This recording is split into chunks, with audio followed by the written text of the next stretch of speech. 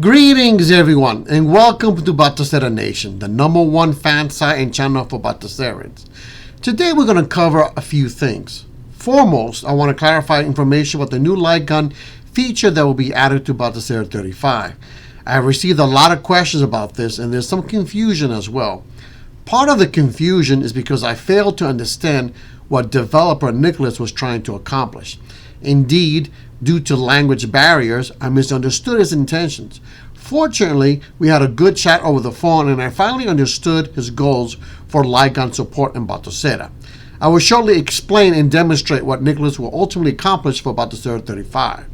Secondly, we have another developer by the name of Daniel Martin who is working on a project that most of you will be absolutely thrilled about. For the time being, let's keep this a surprise until we're finished with our light gun discussion. Trust me, you don't want to miss it. Finally, I will share with you all the projects and tutorials that I'm currently working on. Are you ready? Let's do it.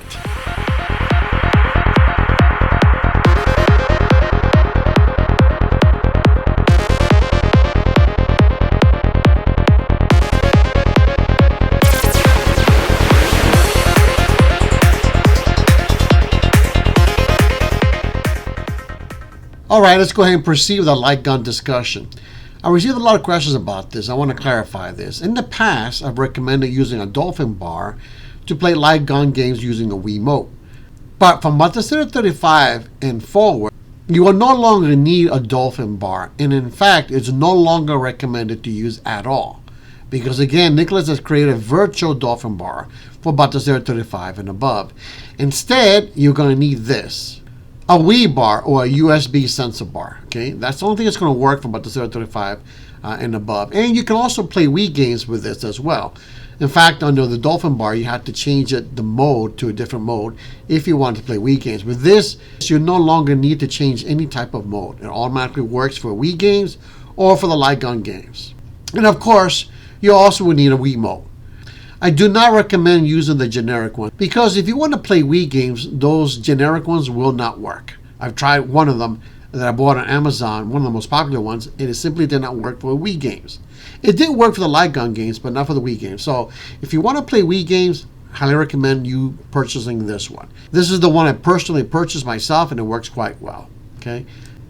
Now I've also been told by one of my subscribers that this works the best. This is more accurate and you'll get better results. I have not yet tried this out, but I will be trying it out by the time Batocera 35 comes out. So you may want to look into purchasing this one for better results and for more accuracy. And of course, you also need a light gun accessory as well. This is the one I purchased. This is the one that works really well. And for those of you who are planning to play Wii games, I can tell you for a fact that nunchucks also work. And this is the one I purchased, and this is the one I've tried out, and it works quite well. And by the way, I will be leaving links to all these pages in my video description, so check it out. Now, besides providing support for WiiMotes, Nicholas is also working on providing support for Amtrak light guns, AE light guns, and sit-in light guns. In fact, I think he's got almost all these working already. For the sit-in light gun, I know that he's got support for PCs that are running Batocera. All right, so you might want to check it out as well. Now let me go ahead and show you what Nicholas is trying to accomplish for Batocera 35 with respect to light gun support. Under the old method of playing, the light gun was held away from your eyes and your face. Thereafter, you would use a crosshair on the screen to aim and shoot the enemy. That is demonstrated by the example you see on the screen. At no time are my eyes pointed on the light gun so that I can shoot the enemy. Instead, my eyes are placed on the crosshair located on the screen. In addition, since the aiming was not precise, I was forced to use two hands to play the game. Developer Nicholas' new method is essentially to place your eyes on the light gun and use a light gun with your eyes on it to aim and shoot the enemy without the crosshair. Let me give an example from Nicholas' video. In this example, Nicholas doesn't have a crosshair on the game. Instead, he has his eyes placed directly behind the light gun to aim and shoot. As you can see from the example, he's able to successfully shoot those ducks without a crosshair on the screen. Now let me go ahead and give you another example. In this example, I'm standing 7 feet away from the screen. I have the crosshair feature turned off in the game. My eyes are placed directly behind the light gun, and I'm using my eyes on the light gun to aim and shoot the ducks. As you can see, I'm able to shoot the ducks. Before Batocera 35, this was not possible. Now then, you can still use the crosshair in the game if you prefer. In fact, I believe that aiming has gotten better with Batocera 35. In this example, before Batocera 35, the controls were set to pointer since mouse and light gun did not work. As you can see, the crosshair is jittery and moving all over the place. It was rather difficult to play this game. Under the new method, the controls are set to light gun. As you can see, the crosshair is absolutely stable and I'm able to aim and shoot without trouble. Furthermore, now I'm also able to play the game using one hand. In the past, this would not have been possible. In either case, the choice is yours. You can play light gun games without using crosshairs, or you can play them using crosshairs. In addition, whether you're using a WiiMote, an aim track light gun, an A&E light gun, or sit-in light gun, the process will be plug and play. In fact, Nicholas is working with the developers of these light guns to make sure that everything will be plug and play. Before we proceed, let me show you once again how to calibrate the light gun because there was some confusion. With the WiiMote or any other light gun, you will need to stand approximately 6 or more feet away from the screen for best results. Thereafter, press the A button and place your eyes directly behind the light gun to aim and shoot. Now, move your eye and light gun to the top left-hand side of the screen and repeat the process. If it worked, you should be able to move your light gun around the edges of the screen.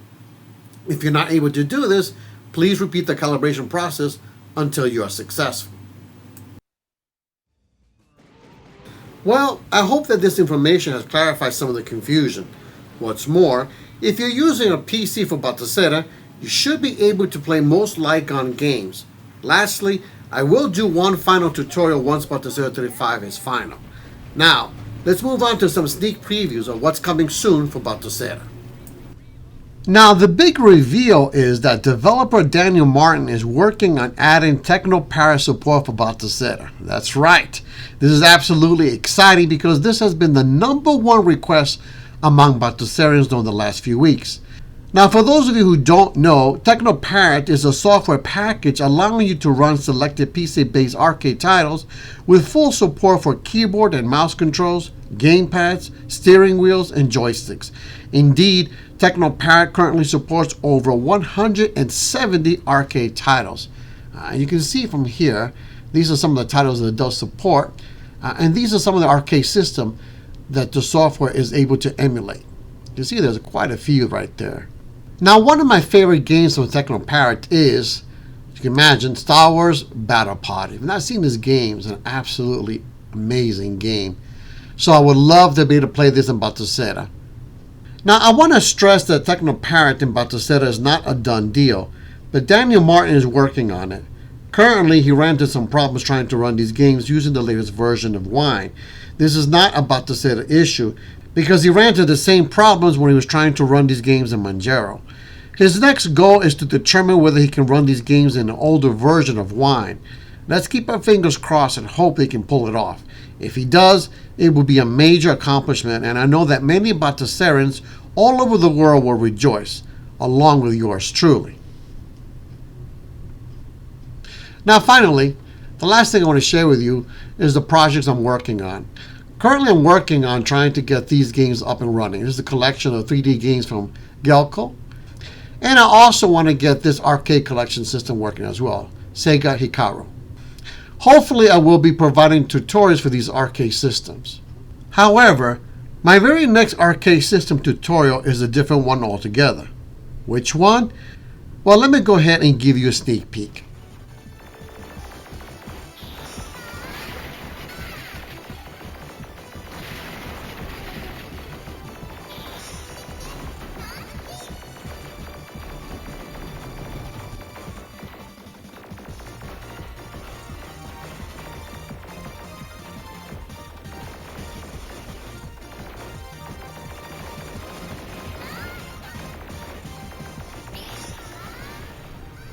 Again, That collection of arcade games will be my very next tutorial, so you don't want to miss it.